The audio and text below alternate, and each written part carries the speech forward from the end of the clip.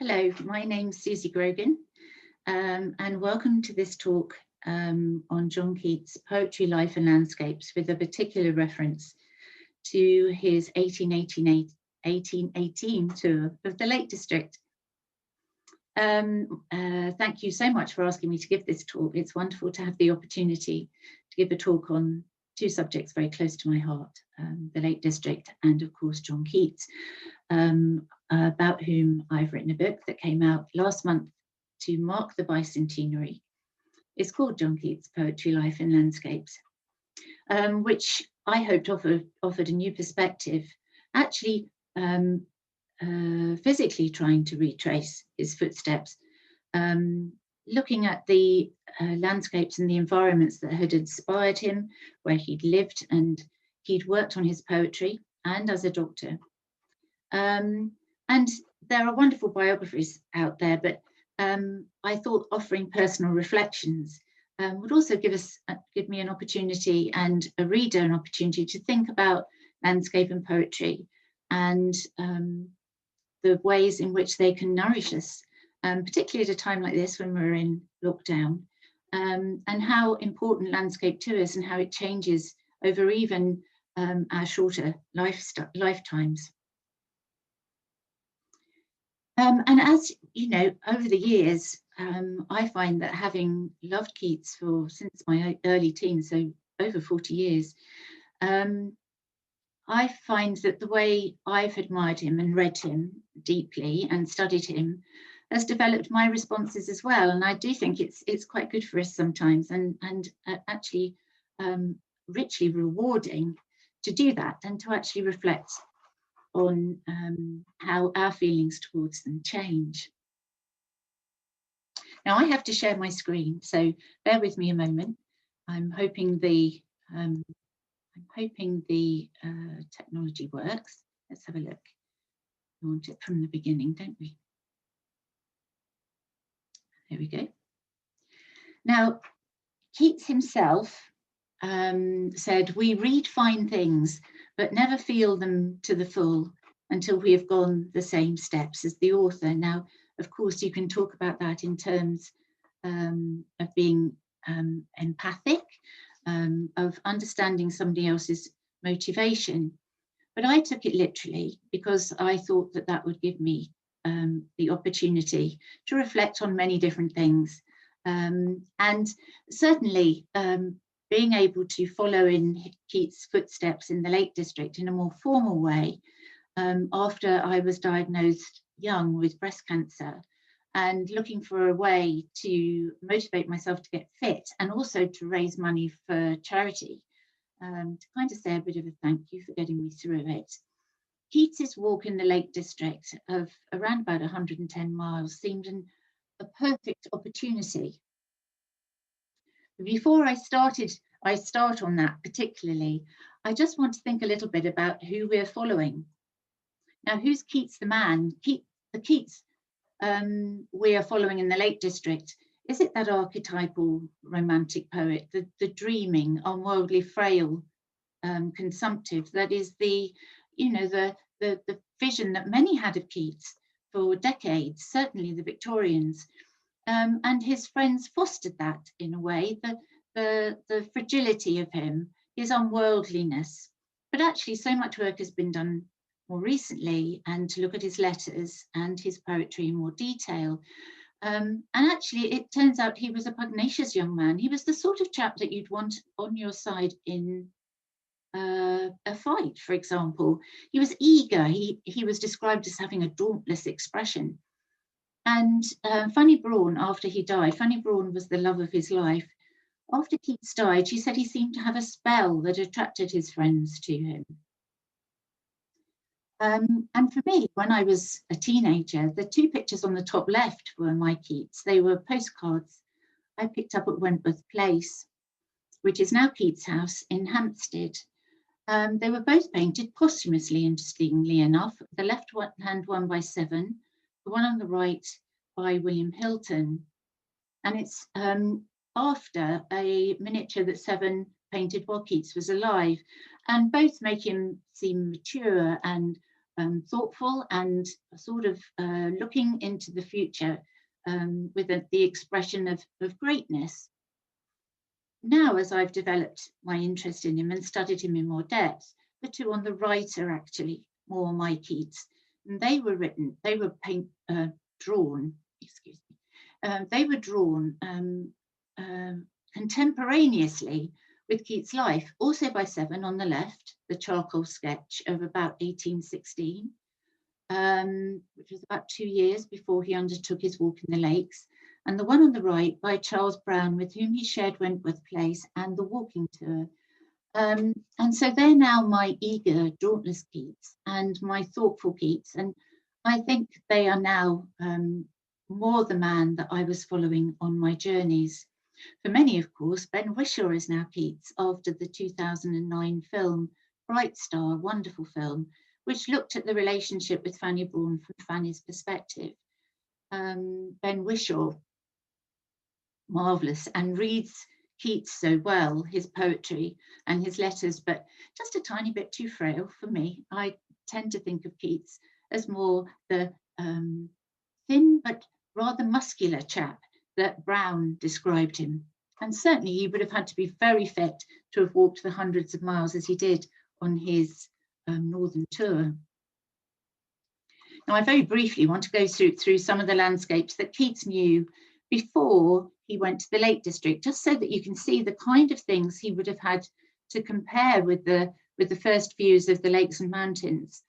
And he was very much a city boy, born in the centre of London. So growing up, he would have been he was born in a commercial livery stable run by his parents.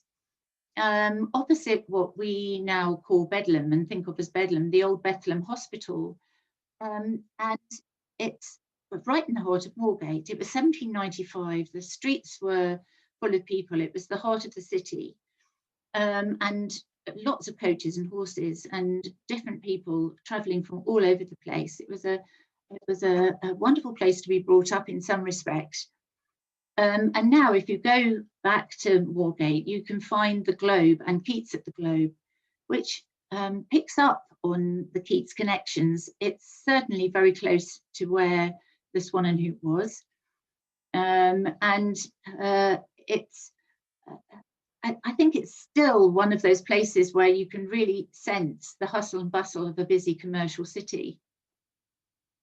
And when he was 8, of course, he was actually sent to boarding school. So it was a boarding school out near his grandparents' house in Edmonton. It was in Enfield, Clark's School, which was a liberal school and not at all like the Harrow and Eton of Byron and Shelley, because the family simply couldn't afford that kind of education.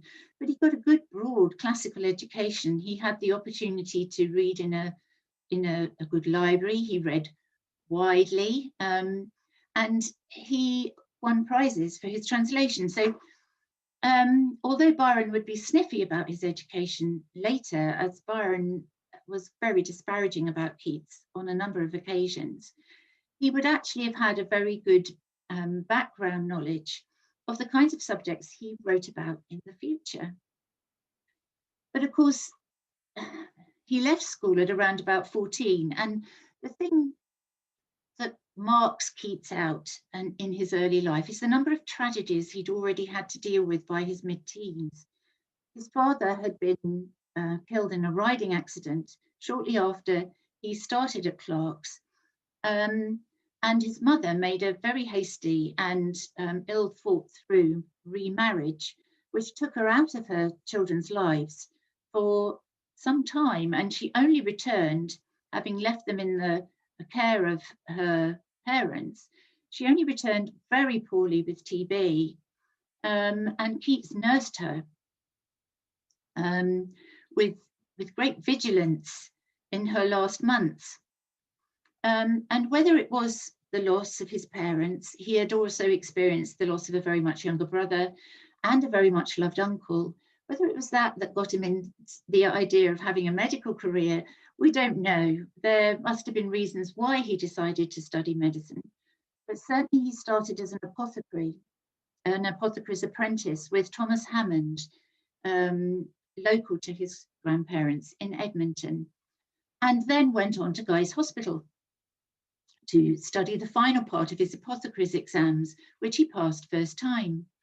But I consider this a landscape for Keats because it really was a filthy, dirty, horrible environment to be working in. He was working in 19th century medicine, which was full of the horrors of surgery without anesthesia. He was working with a surgeon, quite a ham-fisted one. He would have been responsible for holding the patients down. And he would also have been witness to the horrors of the dissecting room and the cadavers brought in by the body snatchers or resurrectionists. If you go now to Guy's Hospital and St Thomas's Street, you can walk up to where the blue plaque for Keats is, just opposite the wonderful old operating theatre museum. And if you stand there and look to your right, immediately to your right is the Shard. And I think the Shard and Keats' descriptions of his surroundings in Southwark are indicative of the power of landscape, because here, while he was still studying, he wrote the sonnet, O Solitude, which goes on, if I must with thee dwell, let it not be among the jumbled heap of murky buildings. Climb with me the steep, nature's observatory. Now, Southwark at the time was the haunt of prostitutes and criminals with sewage flowing down the streets. It was a filthy place. And of course, London's very different to that now. But certainly you can climb the steep of the Shard, go to the very top at the viewing platform, and like Keats, you could observe the outer limits of London, the Thames, and further on into the greenery of the suburbs and beyond. And it still does feel like you're almost having a bridge over the 200 years. So that was another landscape for Keats. But the one, of course, most closely associated with him is Hampstead. And he became close to Hampstead whilst he was still studying, when he was introduced to the circle of Leigh Hunt, the essayist, the critic, and he also was a poet. But he had a literary circle around him that Keats was introduced to, which included Percy Bysshe Shelley. It included John Hamilton Reynolds, who was a dear friend of Keats, and Benjamin Robert Hayden, the artist. And so he'd be making those walks to and from Hampstead from the city. Hampstead at that time was still countryside, and that's why it was called the Vale of Health, where Leigh Hunt lived. And it was a place that people went to sort of get away from the grime and smoke of the city, and people were beginning to build villas there. And now if you travel there, of course, there's Keats House to enjoy and the little oasis the garden offers you. And the refurbishment has meant that there is still that peace and calm you can feel there and imagine that you are with Keats. But the rest of Hampstead, of course, is very bustling and busy. And you could come out of the station and walk onto the heath and go to somewhere like on the right-hand side, Parliament Hill Fields. Look out over the city and imagine Keats perhaps looking out over a very different, smokier and smaller city. I mean, I've made many visits, and one does think to oneself about another of Keats' early poems. I stood tiptoe upon a little hill. The air was cooling and so very still that the sweet buds, which with a modest pride pulled droopingly in slanting curve aside. And the air was so much cleaner there. And Keats and his brother, John Keats and his brother George, realised that their younger brother Tom was ailing. He wasn't a healthy young man, and they took him out of the grime of the city to live in Well Walk in Hampstead. And you can imagine that cooling air after the horrors of London. And it's from Well Walk that he undertook his northern tour. Now, after trips to Oxford and the Isle of Wight, so cities of learning and the sea, the British seaside, where he wrote that early poem in 1817, whilst he was on the island, which starts, "It keeps eternal whisperings around desolate shores," and you can identify the point at which he would have stood looking out to sea across that vast landscape of the ocean. It gives an idea of the sort of poems he would be capable of later. But the house on the left is the house that is called Keats' house in Teignmouth. And it's from Teignmouth that we first hear about the Northern Tour. He writes to his friend Haydon, "I purpose within a month to put my knapsack at my back and make a pedestrian tour through the north of England and part of Scotland, to make a sort of prologue to the life I intend to pursue, that is to write, to study, and to see all of Europe at the lowest expense."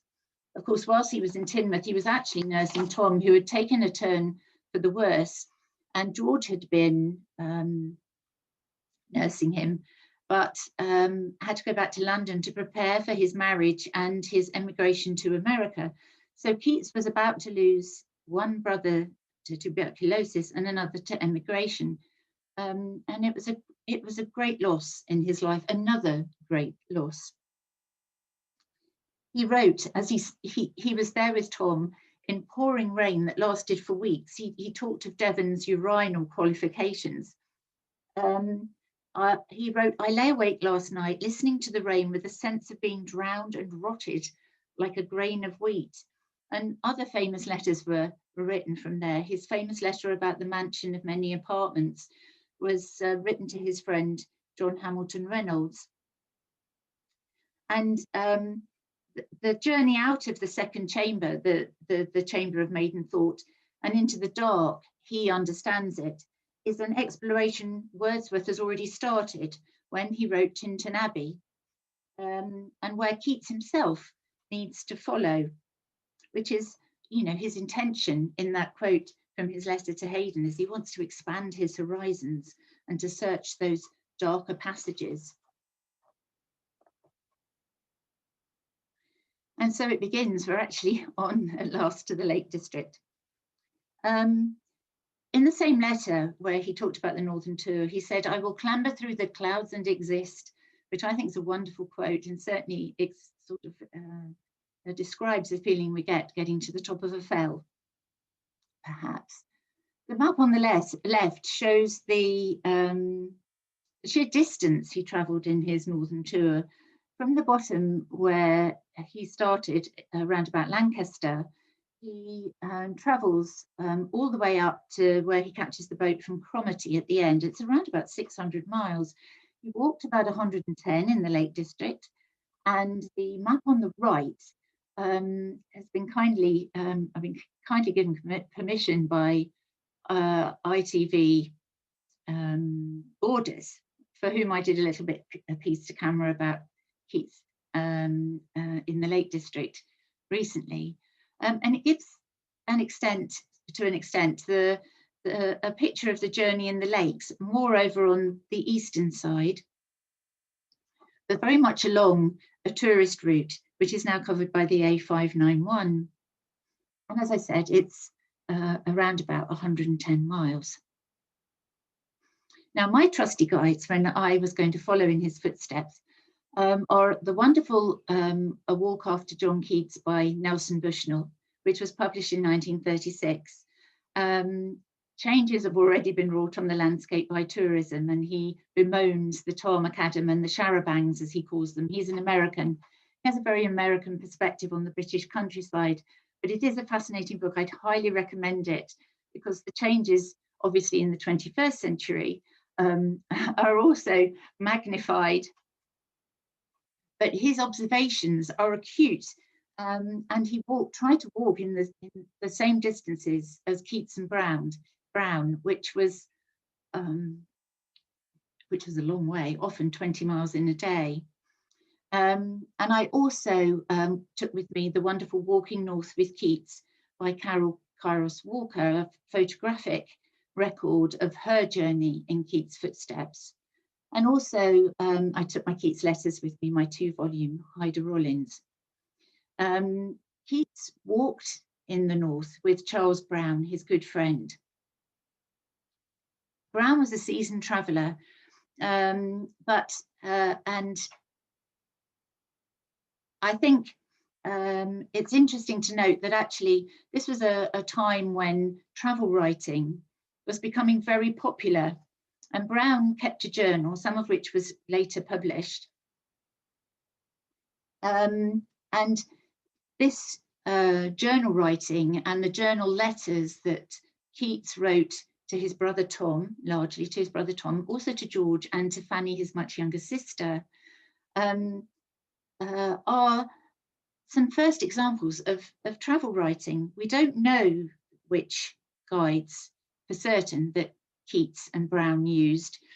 It may have been Thomas West's Guide to the Lakes or William Gilpin's Observations, which had both been written and published by the time they walked.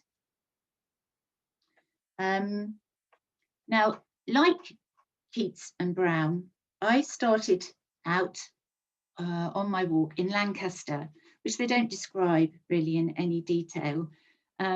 Keats starts writing from Enmore and describes their first day's walking. They set off in a mizzle, and they didn't have very good weather. I had better weather. They walked through Bolton le Sands and Burton in Kendal, sought out Endmore, which is still a very small place. Unlike them, I had better weather, but I now have to struggle, of course, we all have to struggle if we want to follow in Keats' footsteps, with the busy roads, the busy A roads into Cumbria, the A65, the M6, which of course is an ever-present sound, if not sight, along that route. So it's very hard to follow Keats, and certainly if you want to take a photograph, it's almost impossible to take one without the interruption of traffic, or the roads are simply too narrow to stop. So I prefer to imagine as I was walking what Keats and Brown actually looked like. And when you think Keats was only just over 5 foot tall, he was a very small man, but he was wearing a greatcoat, an overcoat, and a fur hat, and carrying a knapsack, which contained a copy of Cary's Dante, Dante's Inferno, which I had a copy of too, and it was very heavy. He also just carried a spare shirt, a towel, a comb and a hairbrush, some clean stockings and some snuff. He didn't take a lot with him for such a long journey. But Brown was much taller, also dressed quite eccentrically. They made a very strange couple, and that was often commented on during their walk. So as I walked those early miles, going through Kendal to the castle, which obviously in Keats' time still had that moodiness that you can sense now amongst the ruins, but now of course it's surrounded very closely by housing. That hadn't yet made any mark on him. The walking he was doing was almost a means to an end. So I too was looking forward to that first view of Windermere, which so struck Keats. It's very hard to replicate now because, of course, you're coming in from Kendal Road, on the Kendal Road. You're with a lot of traffic that may be heading for the ferry across Windermere. So it isn't easy, and the actual view that you can get is obviously very different because there's now been buildings and trees planted which obscure it. The view that Keats and Brown first got of Windermere is more like the stereograph on the left, which was taken in about 1850, I think, by Thomas Ogle. And Keats would come across this view, and what he said was of the surroundings, I cannot describe them. They surpass my expectation.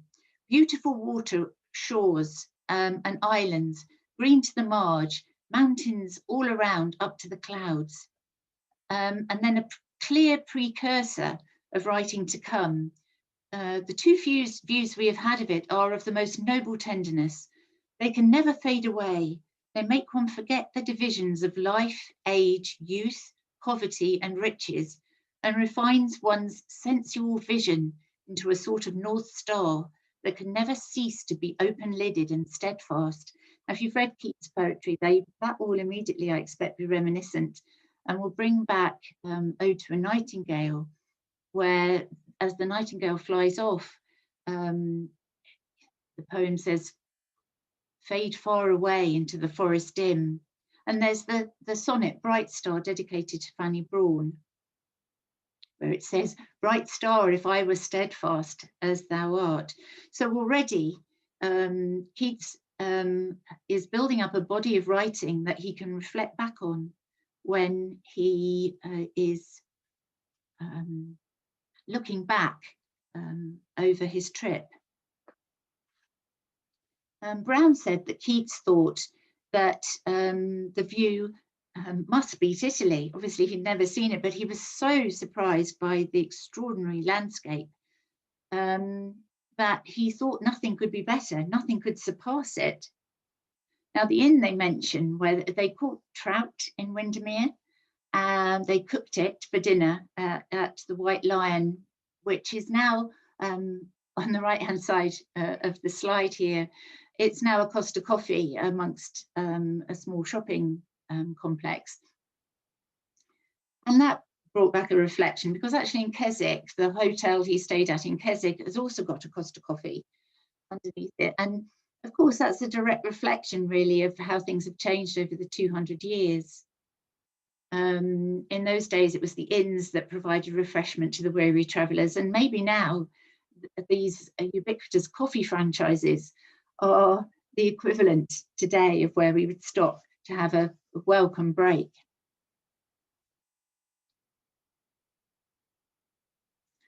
Now they went on, the next stop was Ambleside. They walked up Windermere, walked along the shoreline of Windermere, which of course is very difficult to do now. You can only really go down at separate places and appreciate the view. There are stretches you can walk, but a lot of it now, of course, you walk along the pavements, you pass static caravan parks or a wonderful hotel wedding venue, and you can go to Brockhole, of course, but you're always sharing it with quite a lot of other people, and of course the busy A591. So to go into Ambleside is almost a relief after that long walk. You can find other footpaths, but there's always the sound of the road, which is very busy thoroughfare from the south to the north of the Lake District. And in Ambleside, they stayed at the Salutation Inn, which is on the right here on this slide. This is Ambleside around about the time that Keats and Brown walked there. And of course it was different, but it was bustling. It was a market town, I think, and there were quite a lot of tourists already interested in staying there. And the Salutation Inn itself now is still there. It's a spa and hotel, but you can still see it. But the most significant thing for Keats, and something which I think made it a bit of a turning point, certainly in his journey and poetically, is that the first morning they walked to what he called the Ambleside waterfall, which we know as Stockgill Falls. And it's there, I think, as he describes the waterfall as an external landscape, he gives a detailed description of the stones and the colours and the tones, the different levels of the waterfall. And his internal response to it, you genuinely feel that somehow something has been opened up within him to this landscape. He writes, the space, the magnitude of mountains and waterfalls are well imagined before one sees them, but this countenance or intellectual tone must surpass every imagination and defy any remembrance. I shall learn poetry here and shall henceforth write more than ever. Brian Rejack for the Keats Letters project, which was running up until the bicentenary, also highlights this as being Keats' writing of the relationship between place, embodiment, imagination, and poetry. And I think here, this is where the landscape really enters his imagination. He says, I cannot think with Hazlitt, that's William Hazlitt, the critic of whom he was an admirer, that these scenes make man appear little. I never forgot my stature so completely. I live in the eye, and my imagination surpassed is at rest. I mean, now you can still experience it, but you usually share Stockhill Force with a number of other people. My last experience there was trying to take photographs for the book, and the arrival of a very harassed teacher and a number of already bored early teenagers from obviously on a brief school trip. And although one longs to say, no, you must take notice, this is wonderful, this is what Keats thought, of course you can't. They were probably thinking more of it, at least as a day away from their desk.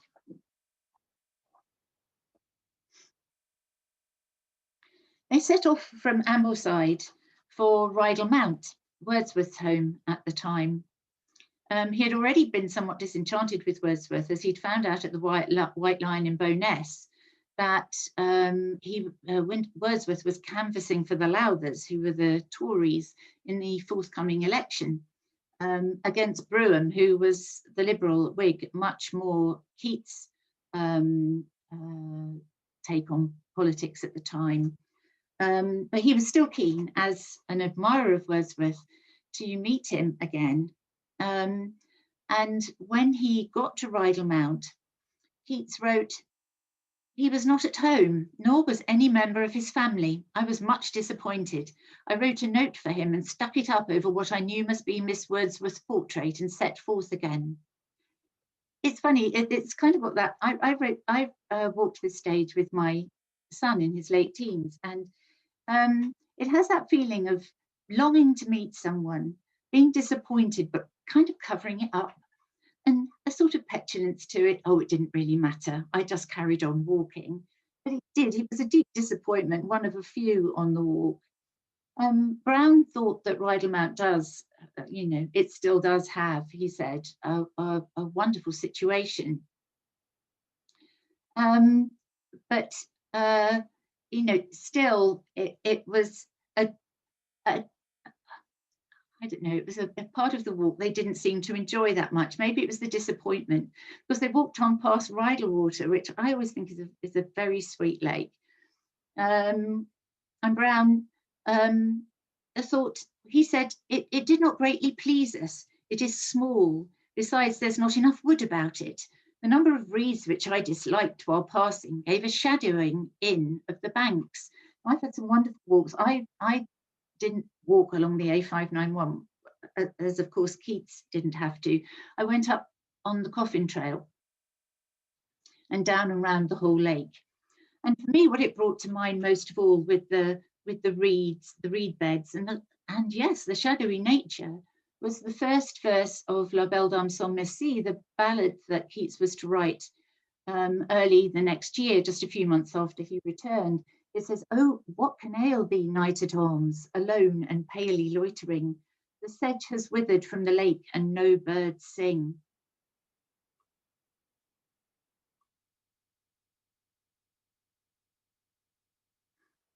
Now, of course, the most direct route on to Keswick, which was their planned next step, was and still is over Dunmail Raise, which again is still under the A591, and some of it is dual carriageway. And even in that first picture up on the top left there, which was the turn of the 19th and 20th centuries, is already obviously a main carriage route into Keswick. But you can get a sense of the wide expanse that opens up in the valley.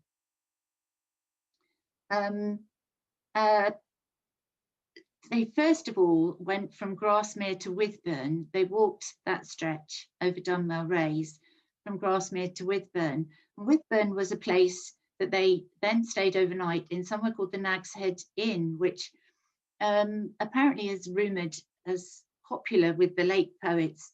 But at the time Keats and Brown stayed, they had an unpleasant night because they had to share the bed, as Keats said, along with many fleas. And it's very difficult now, of course, because Withburn, apart from the little chapel, is nearly all is under Thirlmere. the reservoir, it was flooded, the village was flooded, the Nag's Head with it. And so it's almost impossible really to get any sense of the landscape, especially as, of course, the farming methods have changed and the Forestry Commission land has changed the kind of trees and the wildlife that Keats would have experienced as he walked along that pathway. When they got out of their flea-ridden beds the next morning to climb Helvellyn, they found it was too misty. So what they did was they determined to press on and climb Skiddaw the next day. I had very bad luck at Thirlmere too. It wasn't misty, it was the tail end of some kind of tropical storm.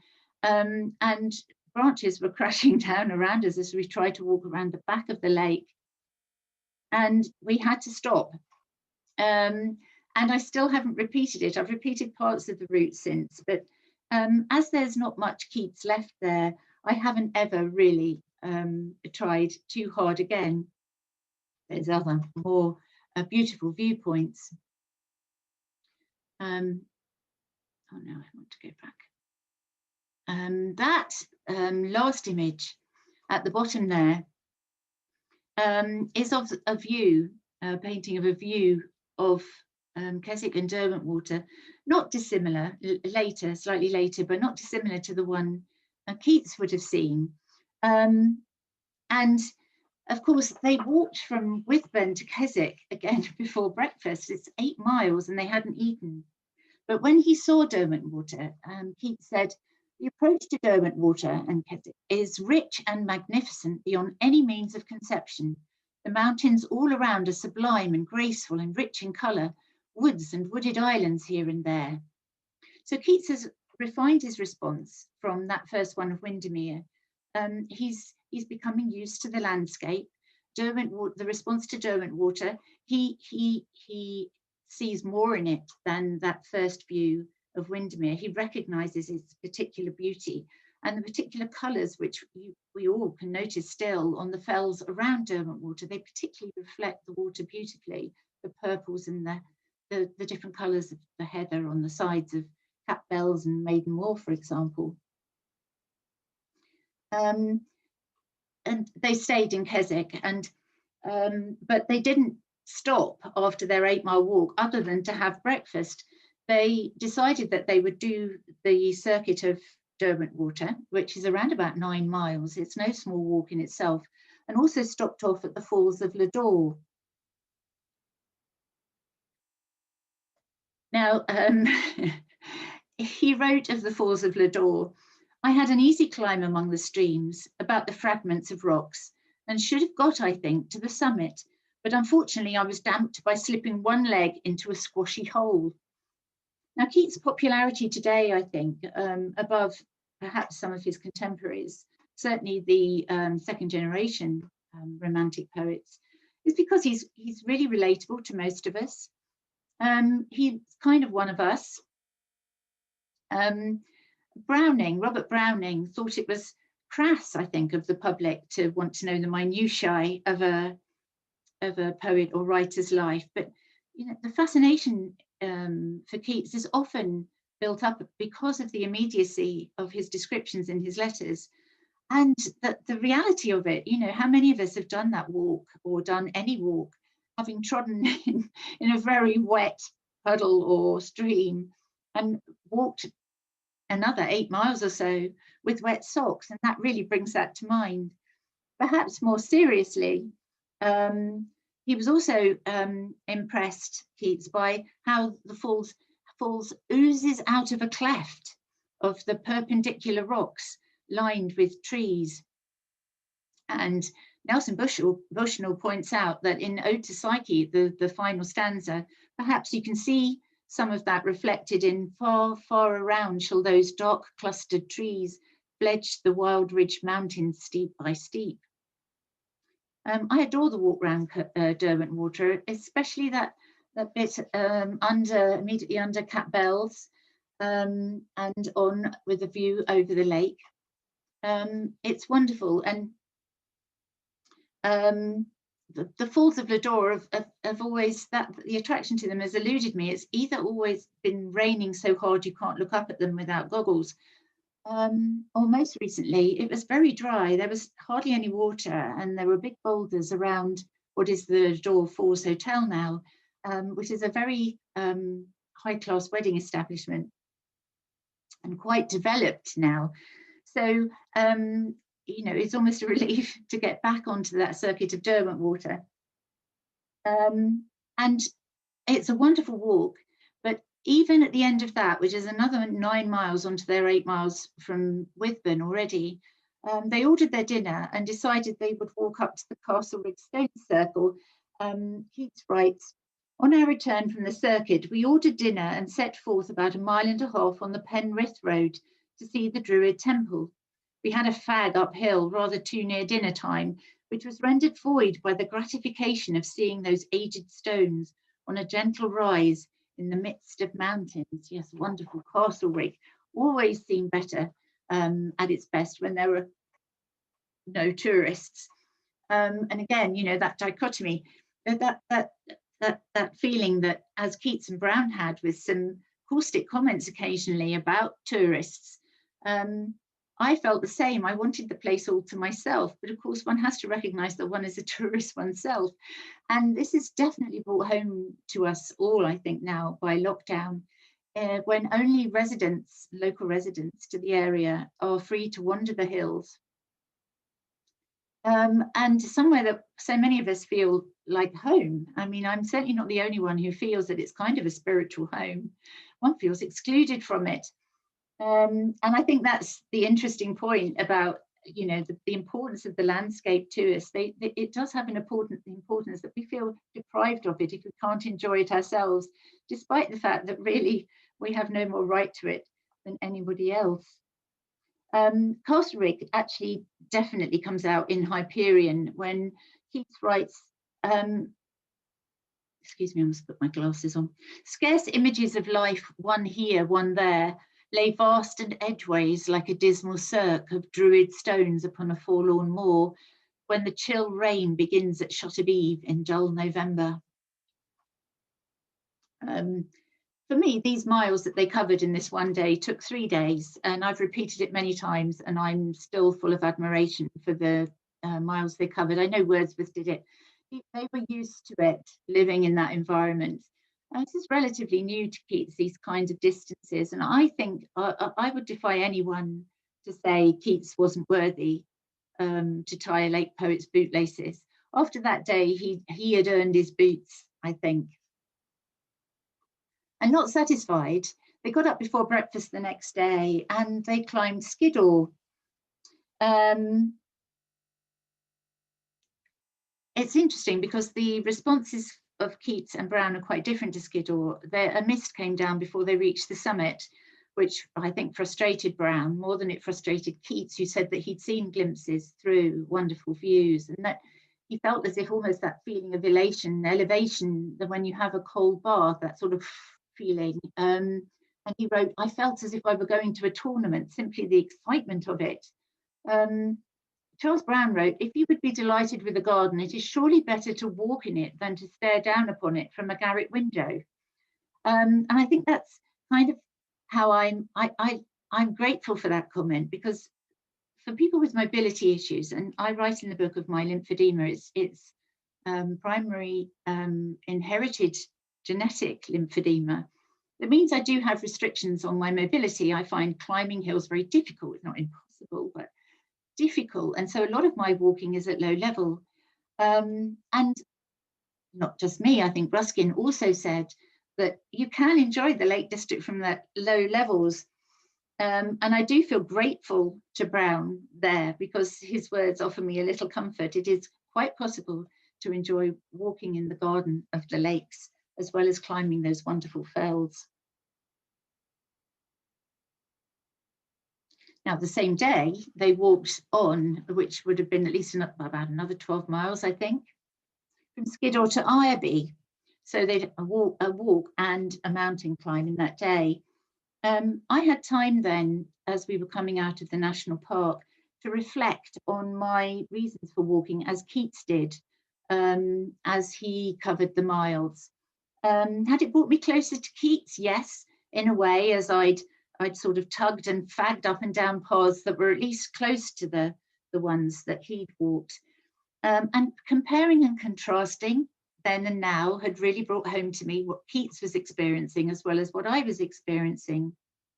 And again, I think it's interesting to think about how our landscapes change over the period, and how the weather in the lakes may be being affected by climate change. Keats and Brown didn't have great weather, but you know, there are periods now of long, hot summers that have been known in the lakes that most of us, when we remember it, we do think of the lakes as rainy and wet, and maybe we'll just have to change our view of that in the future. I like Irby very much. It's very real. You can look down the road and you can think, well, is that the road that Keats may have taken from Keswick? Would that view have been so very different? Because many of the buildings are the same. On the right there is the Sun Inn where they stayed, and it's now a private home. And that's where the wonderful quote, which is quite famous, came. Keats heard some Scottish dancing rehearsal in the room above them. And he describes how it sounds. He said, they kick it and jump it with metal extraordinary, and whisk it and frisk it and toed it and goad it and twirled it and wheeled it and stamped it and sweated it, tattooing the floor like mad. And he goes on to say, the difference between our country dances and these Scotch figures is about the same as leisurely stirring a cup of tea and beating up a batter pudding. I think that's a marvelous image. And it brings you back to reality. And Keats goes on to say, this is what I like better than scenery. I fear our continued moving from place to place will prevent our becoming learned in village affairs. We are mere creatures of rivers, lakes, and mountains.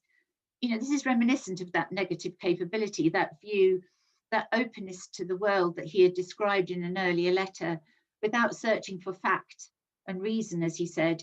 He has become one with his subject, the landscape, and lost his self somehow. He longs to come back to reality, perhaps, here. And in Irby, it did feel like a village community, and maybe Keats might have wanted to linger in for a little while, but they didn't.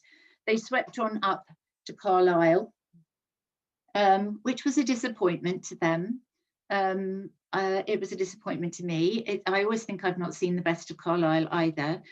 There's a very fast road that goes into it with, you know, sort of like dual carriageway with lots of lanes. It was raining.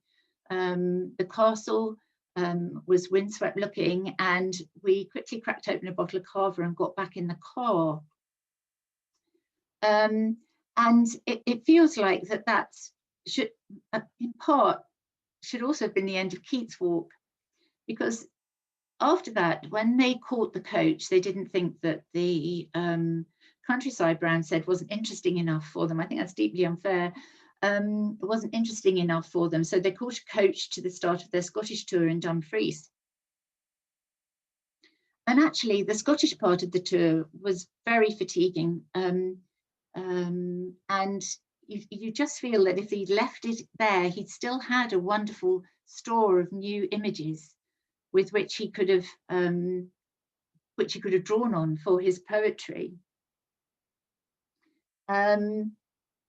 He'd got another 500 or so miles to go. I wasn't following him. I wasn't fit enough at the time, and certainly it's not a trip I've thought of taking since. It's very long and through wild and difficult countryside. It was a shock to him, I think, as was the shock of Ireland when he travelled over for a very brief period to the northern part of Ireland. He was shocked by the poverty everywhere, the poverty and the degradation. There was certainly no tourist comforts for him and Brown, but I mean, the houses that the population lived in were wholly inadequate and, you know, without chimneys and smoke coming out of the door. It was a real shock to his system. He visited Burns' tomb and birthplace, and despite idolising the man, there's not a sense that it inspired great poetry in Keats. He wrote an indifferent sonnet or two, and he seems to have more fun in his letters to his siblings, notably Fanny, his younger teenage sister, and Tom. He writes to Fanny that he is now so tired, so fatigued, he's ready to tumble into bed, so fatigued that when I am asleep, you might sew my nose to my great toe and trundle me round the town like a hoop without waking me. Which I think is a marvellous image and such fun. I love his letters to his sister. They're full of fun and love. And of course, the continuing trek through this wild countryside took them to Mull, and Andrew Motion, as in his biography, suggests that maybe this trip to Mull was the permanent undoing of Keats' overall health. But it certainly, eventually, this part of the tour gave him some wonderful images to take back with him of Ailsa Craig, for example, and of Stafford and Fingal's Cave, which definitely got into his later poetry. Keats wrote in his letter, suppose now the giants who rebelled against Jove had taken a whole mass of black columns and bound them together like bunches of matches, he says of Fingal's Cave, and for solemnity and grandeur, it far surpasses the finest cathedral. Now, one of my favourite later poems of Keats is the fragment Fall of Hyperion. And I think that this is in the Fall. So old the place was, I remembered none, the like upon the earth. What I had seen of grey cathedrals, buttressed walls, rent towers, the superannuations of sunk realms, or nature's rocks toiled hard in waves and winds. His sore throat and general health were not so bad by now that even though he managed late on a climb of Ben Nevis, where I think Brown was concerned for him, he seemed to be in a kind of delirium at the top and behaving quite erratically and maybe dangerously close to the edge. So they saw a doctor who advised him to give up on the tour, and he left Cromarty on a boat. Brown continued on with the walk and didn't arrive back in Hampstead for 10 days, looking a proper sight, apparently. And he found Tom so ill, much more ill than he'd imagined he was. And for the next 4 months or so, he was Tom's sole nurse until Tom died in the December, more or less 4 months after he'd come back from his tour.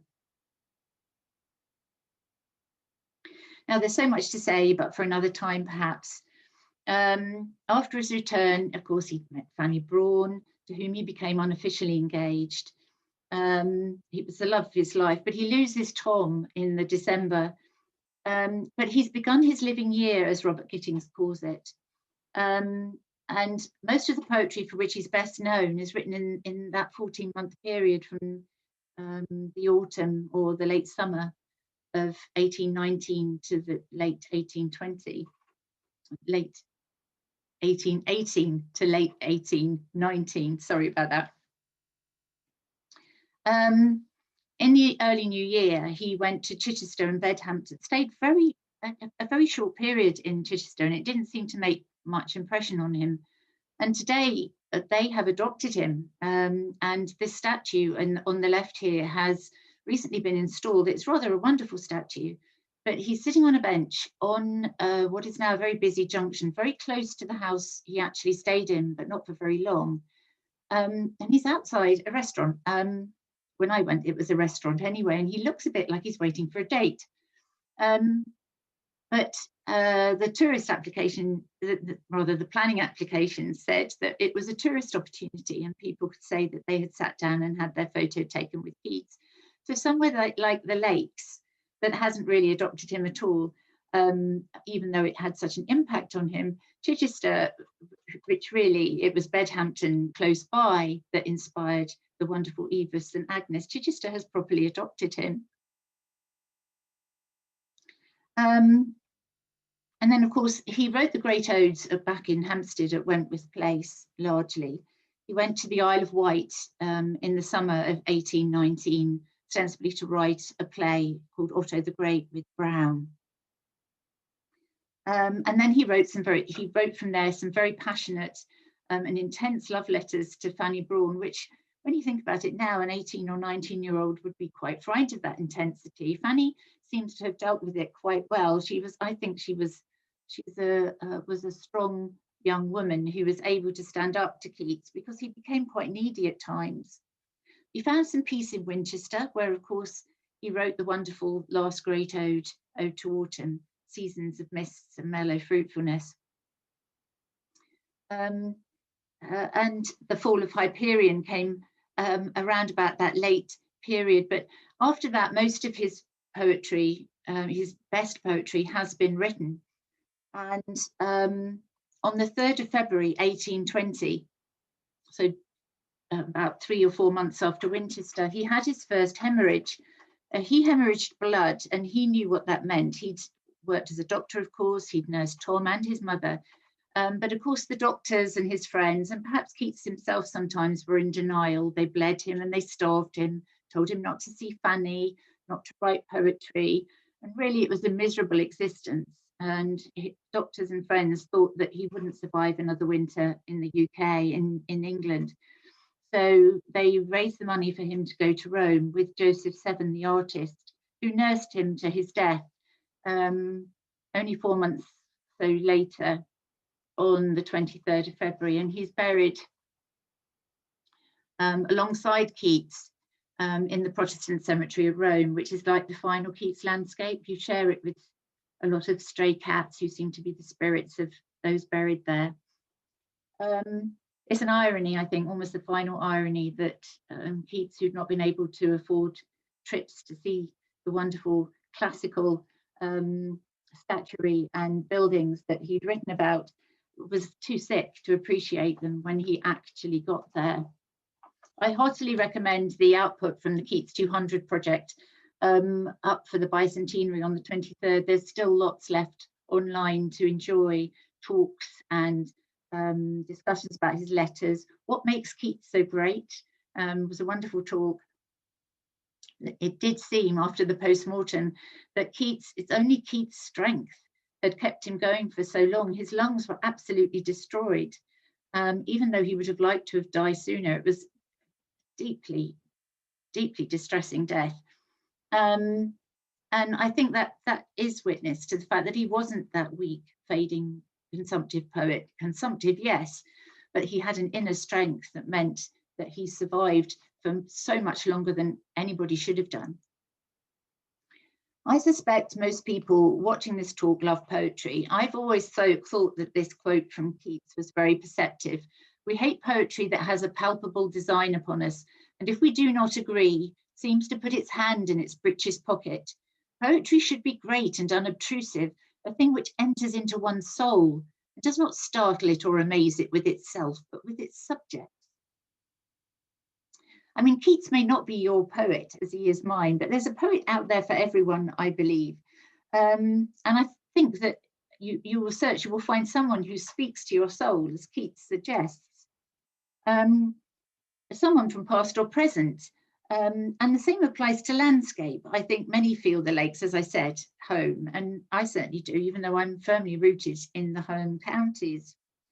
Byron in 1820, in his usual disparaging way of talking about Keats, called Keats the tadpole of the lakes. And I would argue, though, that he's no tadpole. And the Lake District had a profound impact on him. And on his subsequent life and work. It opened up his imagination and sort of proved to him his theory of negative capability, I think, broadened his experience and gave him that opportunity to consider the relationship between the human mind and our bodies and their struggles. The physical effort may have permanently damaged his health, but it can't be a coincidence, I don't think, that all the great poetry that he's best known for was written within just a few short weeks and months of his trip, and coming together with his meeting of Fanny Brawne and the death of Tom and the grief, and perhaps the incipient tuberculosis, his development as a poet was extraordinarily fast from then on. And I just don't believe it can be a coincidence. Keats is not recognised as a lakes poet, and I certainly don't think he's the tadpole of the lakes. But perhaps it is time for Cumbria to claim him. thank you so much for listening. I hope you enjoyed it. I'm always happy to answer any questions you might have. It's by nature a whistle-stop tour. But thank you for listening, and thank you again for asking me to do this talk.